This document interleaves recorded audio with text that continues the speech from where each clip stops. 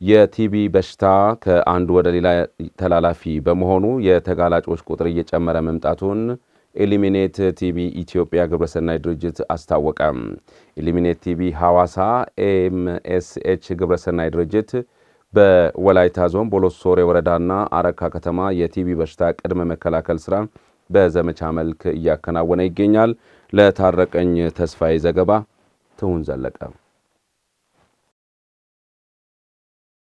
የቲቢ በሽታ ከአንድ ሰው ወደ ሌላ ሰው የሚተላለፍ በሽታ ሲሆን በአሁኑ ጊዜ የተጋላጭ ቁጥር በከፍተኛ ሁኔታ እየጨመረ መምጣቱን ጥናቶች ያመለክታሉ። የተጋላጮቹ ቁጥር ለመጨመር ደግሞ የህብረተሰቡ ጥንቃቄ ጉድለትና የግንዛቤ እጥረት መኖሩ ከምክንያቶቹ አንዱ እንደሆነ ይታመናል። ኢሊሚኔት ቲቢ ሐዋሳ የተሰኘ ግብረሰናይ ድርጅት በወላይታ ዞን በቦሎሶ ሶሬ ወረዳና አረካ ከተማ አስተዳደር ለአንድ ሳምንት የሚቆይ የቲቢ በሽታ ልየታና ሕክምና እንዲሁም ግንዛቤ ማስጨበጫ የንቅናቄ ተግባራትን አከናውኗል። በዚህ ሳምንት ውስጥ አንደኛ የቲቢ መከላከል የሚቻለው በደንብ በብዛት በሽታው እየተጠቃ ያለው ማህበረሰብ፣ ስለዚህ ያን ማህበረሰብ መከላከሉ ላይም ማሳተፍ ተገቢ ነው። የችግሩ ሰለባ የሆነው ማህበረሰብ ክፍል፣ የጉዳዩ ባለቤት የሆነው ማህበረሰብ ክፍል በዚህ ተግባር ላይ ማሳተፍ ተገቢ ስለሆነ በዚህ ሳምንት ውስጥ አንዱ ከምንሰራው ስራ ውስጥ የግንዛቤ ማስጨበጫ ስራዎች ህብረተሰቡ ራሱ ባለቤት ሆኖ በሽታውን እንዲከላከልም የማድረግ ስራዎች አንዱ ከሚሰሩ ስራዎች ውስጥ የግንዛቤ ማስጨበጫ ስራ ትልቁና ዋነኛው ነው። ከዚህ ቀደም በቲቢ በሽታ የተጠረጠሩ ግለሰቦች መለያ መንገድ በሚያሳዩት ምልክት ሲሆን አሁን ደግሞ ዘመኑን የዋጀ የኤአይ ማሽኖች በራሳቸው ጊዜ በሽታውን መርምሮ በሚያሳዩት ውጤት ልየታ ተደርጎ ሕክምና እንደሚያገኙ የገለጹት የኢሊሚኔት ቲቢ ሐዋሳ ኮኦርዲኔሽን ማናጀር አቶ ተፈራ ግርማ ለበሽታው ይበልጥ ተጋላጭ የሚሆኑ ከታማሚው ጋር ለረጅም ዓመታት አብሮ የሚኖሩ ናቸው ብለዋል። አርቲፊሻል ኢንተለጀንስ በታገዘ በኤክስሬም ሊሆን ይችላል ምልክት ያሳዩ ሰዎች ለቲቢ ምርመራ እንዲላኩ ይደረጋል። ምርመራው ደግሞ አክታ ናሙና ተወስዶ ምናልባት እዚህ ጋር ምርመራ ሳይቶቹ ዱቦ አለ ከዛም ወደ ኦቶናም ይወሰዳል ማለት ነው። ስለዚህ እነኚህ ምልክት ያሳዩ ሰዎች ካሉ በፍጥነት ወደ ምርመራ መውሰድ፣ እነኚህ የተመረመሩ ሰዎች ቲቢ ካለባቸው ደግሞ ቶሎ ወደ ሕክምና እንዲሄዱ የማድረግ ትልቅ ዓላማ ይዞ ነው ያለው አንዱ።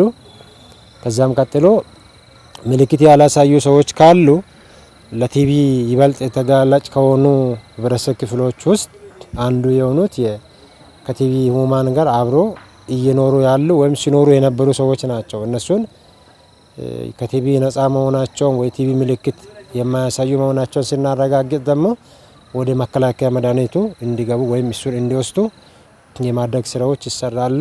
በክልሉ በርካታ የቲቢ በሽታ ምርመራ ለማድረግ የሚያግዙ ዘመናዊ ማሽኖች መኖራቸውን የጠቆሙት የክልሉ ጤና ቢሮ ቲቢ፣ ስጋ ደዌና ሌሎች የሳምባ በሽታዎች ፕሮግራም አስተባባሪ አቶ ታዲዮስ ጤና በበጀት ዓመቱ በክልሉ ከ12000 በላይ የቲቢ ታማሚዎችን መለየት መቻላቸውን አስታውቀዋል። በክልላችን ያው በርካታ የቲቢ መከላከልና መቆጣጠር ስራዎች እየተሰሩ ያሉበት ሁኔታ ነው ያለው። በተለይ የክልሉ ጤና ቢሮ ማኔጅመንት የጤና ቢሮ ኃላፊውን ጨምሮ ለጉዳዩ በሰጡት ልዩ ትኩረት በርካታ የቲቢ በሽተኞችን ለይተን ሕክምና ላይ እንዲሆኑ የተደረገበት ሁኔታ አለ። በዚህ በ2018 ብቻ ወደ 12920 የሚሆኑ የቲቢ በሽተኞችን ለይተን ሕክምና ላይ እንዲሆኑ አድርገናል።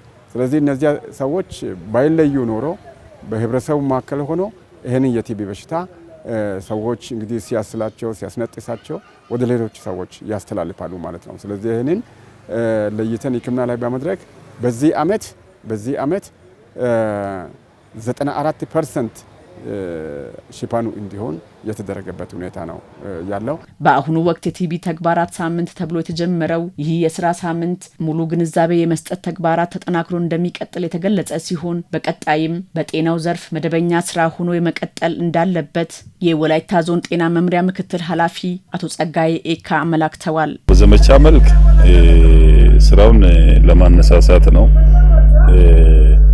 ያው የታመሙ ወደ ሕክምና ተቋም መምጣት ያለባቸው ግን ደግሞ ተደራሽ ያላደረግናቸው ቲቢ ታማሚዎች የመለየት ስራ ነው በዚህ ዘመቻ የምንሰራው። ቀጣሚ ባረካ ከተማም ቦሎሶሬ በሁለት ጤና ጣቢያዎች ከዛ ውጪ ደግሞ ተጨማሪ ጤና ጣቢያዎችም ላይ እንደ ወላይታ ዞንም ይህ ስራ ቀጣሚ ትኩረት ሰጥተን መስራት የሚገባን እንደሆነ ነው ኃላፊነት የምንወስደው። አጋጣሚ በሁሉም ወላይታ ዞን አካባቢዎች በ2019 በጀት ዓመት አምና አጋጣሚ የተሻለ የፈጸምናቸው አሉ። ችግር ያለባቸውንም አካባቢዎች ለይተን ከቲቢ ማህበረሰቡ ነፃ እንዲሆን አጠናክረን የምንሰራ ነው የሚሆነው። ድርጅቱ በዘመቻ መልክ በጀመረው በዚህ መርሃ ግብር በቅርበት ማግኘት የማንችላቸውን ዘመናዊ የሆኑ በርካታ ማሽኖችን በመያዝ ነፃ አገልግሎት ለመስጠት ወደ አካባቢው ስለመጣ ህብረተሰቡ ይህን አጋጣሚ መጠቀም መቻል አለበት። በተጠናቀቀው በጀት ዓመት ከ2.9 ቢሊዮን ብር በላይ ገቢ መሰብሰብ መቻሉን የወላይታ ሶዶ ከተማ ገቢዎች መምሪያ ገለጸ። የኮሪደር ልማትና የዳሞታ ኢኮቱሪዝምን ጨምሮ ሌሎች የልማት ተግባራት በውስጥ ገቢ የተሰሩ መሆናቸውን የተናገሩት ደግሞ የወላይታ ሶዶ ከተማ ከንቲባ ወይዘሮ ታገኝ ኃይለ ማርያም ናቸው። የወላይታ ሶዶ ከተማ ገቢዎች መምሪያ የ2018 በጀት ዓመት እቅድ አፈጻጸምና የ2019 በጀት ዓመት እቅድ ምክክር ጉባኤ አካሂዷል። መሰዊያ ህዝቅኤል በዚህ ጉዳይ ላይ ተጨማሪውን አሰናድታለች። ተከታትለን እንመለስ።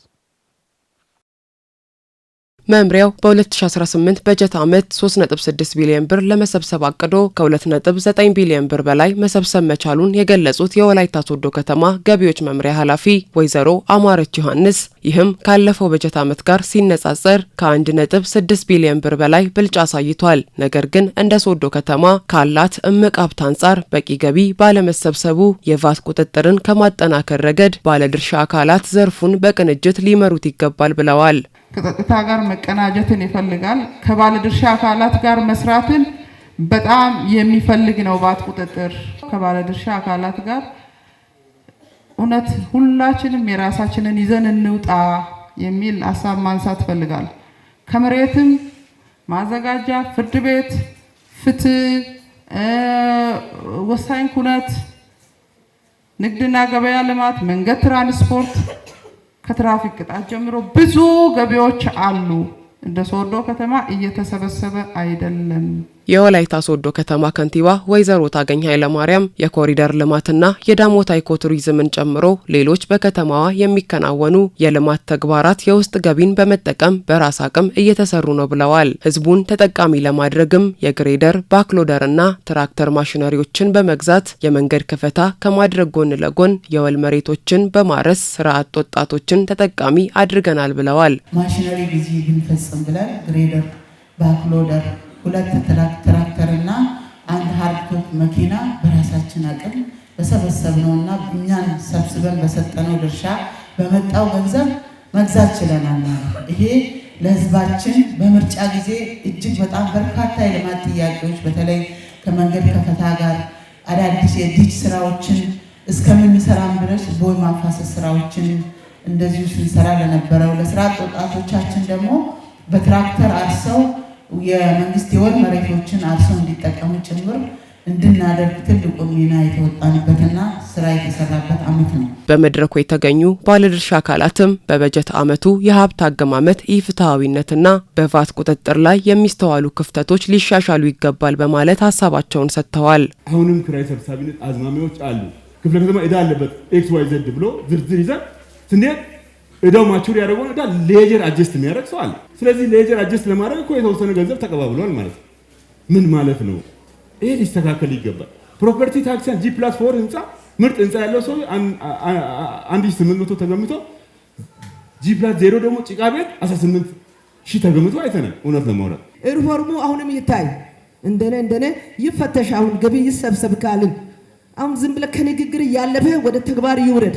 በባረንዳ ጨኛ አውራጅ ላይ እንደገና በብረት ላይ በቀራ ላይ እንደገና በተለያዩ ገቢዎች ላይ ገቢ አለ። የታክስ ህግ ተገዥነት የተመለከቱ ጉዳዮች ላይ ሲሪየስሊ መስራት ያስፈልጋል። ወንጀል ነው ከተባለ ወንጀል ነው። ስለዚህ እንትን ዲስትራክት ለማድረግ አይደለም፣ ለመረበሽ አይደለም። ኢኮኖሚው ማመን መቻል አለበት ሰው። መጀመሪያ እኔ መንግስት ምቹ ሁኔታ ፈጥሮ ነው የምነግደው እዚህ ከተማ ውስጥ ጸጥታ ተገብሮ ነው ምነግደው ብሎ ማሰብ መቻል አለበት። እያንዳንዱ ነገር መንግስት ሰርቭ አድርጎኝ ነው ምሰራው ምነግደው ማተርፈው ብሎ ማሰብ መቻል አለበት። ከተማዋ ከገቢ ግብር ማግኘት የሚገባትን ጥቅም እንድታገኝና አመራሩ በልዩ ትኩረት ሊሰራ እንደሚገባ የተገለጸ ሲሆን ዘርፉን ለማዘመንና የሚታዩ ክፍተቶችን ለማስተካከል እንደሚሰራ ተመላክቷል። የኢኮኖሚ ትራንዛክሽን በጣም ከፍተኛ ነው። ወላይታ ሶዶ ላይ የትኛውም ከተማ ጋር ልነጻጸር ይችላል። ሲሆን በሀገር አቀፍ ደረጃ ካልሆነ ይሄን እየሰራን ነው ወይ? ከኔ ምን ይቀራል? እንደ አስተባባሪ እንደ ፓርቲ ያንዳንዱ ክፍለ ከተማ አስተባባሪ ተቋም ኃላፊዎች ከራሱ አንፃር ወደ ማየት ያስፈልጋል ማለት ሙሉ የከተማው ባለሙያ በገቢ ስራ ላይ ለኛ ቁልፍ ስራ ነው።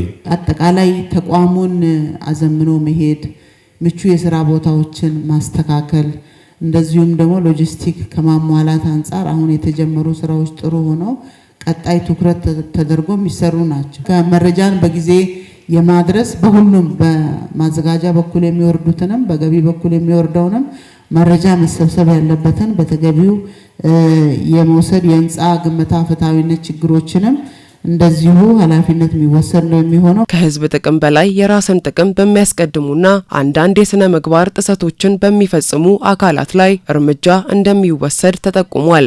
ስንደራደር እየሰረኩ ነው፣ የደሃን እንባን የስራ አጡን ገንዘብ እየሰረኩ ነው፣ ሰርቄ ለቤቴ ለልጆቼ ላደርግ ነው የሚለውን ለራሳቸው እየነገራችሁ ስረቁ ማለት ነው። ስለዚህ አሁን በዚህ በደረጃ ላይ ብቻ የዋጋ ማሻሻያ ለማድረግ አንዳንድ ድርድር የሚያደርጉ ባለሙያዎች ላይ እርምጃ ተጀምሯል። የዲሲፕሊን እርምጃ ብቻም ሳይሆን ከስራ እናባረራለን። በበጀት ዓመቱ የላቀ አፈጻጸም ላስመዘገቡ የስራ ኃላፊዎችና ቡድን መሪዎች የእውቅና የምስክር ወረቀት የተበረከተላቸው ሲሆን በበጀት ዓመቱ የታዩ ጠንካራ ጎኖችን በማስቀጠል ደካማ ጎኖችን ደግሞ በማረም በቀጣይ ከ5.3 ቢሊዮን ብር በላይ ለመሰብሰብ ግብ ተቀምጦ ወደ ስራ ተገብቷል።